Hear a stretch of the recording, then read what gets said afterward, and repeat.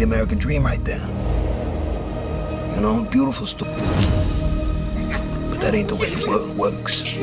You waltzing in here like you mean something. We're in the... Carmichael's dead. If we don't protect what's ours, we just look weak. Do you remember Carmine's daughter? I mean to interrupt. Sophia, I thought you was still at, Arkham? No. Hello everyone, Daniel here from the Next Issue Podcast. On today's video, I'll be doing a review for Penguin Episode 7, Top Hat. Before I get too deep into the issue, this is the penultimate episode of the Penguin. We're almost there. We're almost at the finale. This was also the shortest episode, just time-wise. It was only like 40-something minutes, whereas the others have been around 50-ish or so. Because by the time you watch all the end stuff and the preview and the inside of the episode, it's like an hour and 10 minutes or so. I gotta say, I enjoyed it, but this was definitely one of the weaker episodes of the season, and maybe because it's just setting things up for the finale. Like, a lot of stuff happened that was really good, and there's some very good stuff as well. I just feel like, compared to the other episodes, like some of the top stuff we've seen this season, you know, it didn't fully quite measure up, but it was still very exciting. Things that had me going back and forth. We get a lot of answers too for some things that you may have been wondering about. So yeah, really, really interesting stuff. So let's get into spoilers now. So if you haven't seen the episode, make sure to come back and watch that later. All right, so we open up with Islands in the Sky, to the song to open up for a flashback for a cold open, where we see Oz as a kid, and his brothers and his mom and kind of the life that they had before his brothers passed away. We're going to get a lot more information on that for sure. We get to meet that Rex character that Oz idolized as a kid and kind of has been basing his whole kind of persona, or a big part of it, in him. And to me, he just kind of felt like a neighborhood scumbag.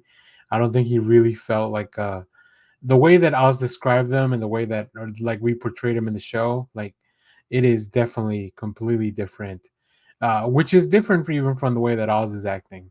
I think the main takeaway from this episode is that if at this point you are somehow still rooting for Oz because you think he's doing things out of some misguided love for his mom, or some kind of good intention from somewhere like the neighborhood or anything like that, I think this episode dispels you of all that stuff. So we see the kids going to play into the tunnels, and that's kind of where they pass away, right? They're playing flashlight tag in the tunnels that we see in the present era, and it's raining, and Oz is the one looking for them, and they go to this place where he can't easily access. Right, he's got a disability, so he can't really go up and down the stairs so easily, or this ladder. And he takes that very personally, and they even talk about it a little bit in the inside the episode at the end, where that incident is like, Oz is very quick to snap at taking things very personal, and he did that with his brothers. So he locks them up in this like drain area, and because of the rain, this place floods, and that's where. So although he didn't necessarily kill his brothers, he definitely did not anything. He definitely did not do anything to stop them from dying, which is just as bad. And I think that's why this episode is important, to learn that history. This won't be the only flashback we get, but we get another one later on. In the meanwhile, in the present, we see Oz finally coming back to the apartment. Vic is knocked out, and we see that Salvatore Maroni and his men are coming for Penguin. Clancy Brown, once again, just one of the most intimidating people on TV. He starts beating the crap out of Oz. Yeah, a really violent episode. A lot of the things that happened in this episode, just, man, they really took it to the edge. Once we see that, of course, Sophia took Francis with her, I made a quick note because Sophia's making a breakfast for Francis because she's at her home, right? And she's making like a jelly sandwich, or maybe, yeah. And she spreads the jelly and then cuts the sandwich and then puts the knife back in the jelly. And I was like, come on, you gotta wipe that down. It's got all the crumbs in there. So I just thought it was interesting that I Sophia definitely, once again, true villain right there. But I love the interaction with Sophia and Francis because both performers are fantastic and they just really deliver. Like Francis isn't scared of Sophia, which is great. And Sophia has both like a sympathy for Francis, but also this kind of like sick fascination, or even this, obviously she's holding her hostage. So like there's a lot of things happening all at once in that scene, and it's great. Sophia does eventually see that Francis is suffering from a disease and gets Julian involved. Meanwhile, Julian does come in and says that she needs to talk to her.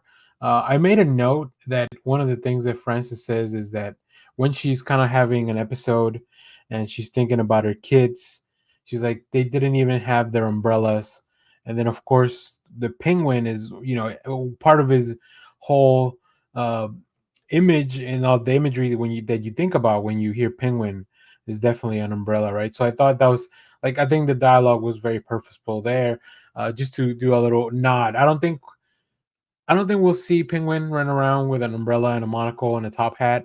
But there's a lot of little things here. Like the name of the episode is Top Hat, and they're watching the movie Top Hat in the flashback. So like there's all these little hints and like Easter eggs and like just allusions to the comics and the stuff and the character that we know as Penguin, which I really appreciate as a comic book fan.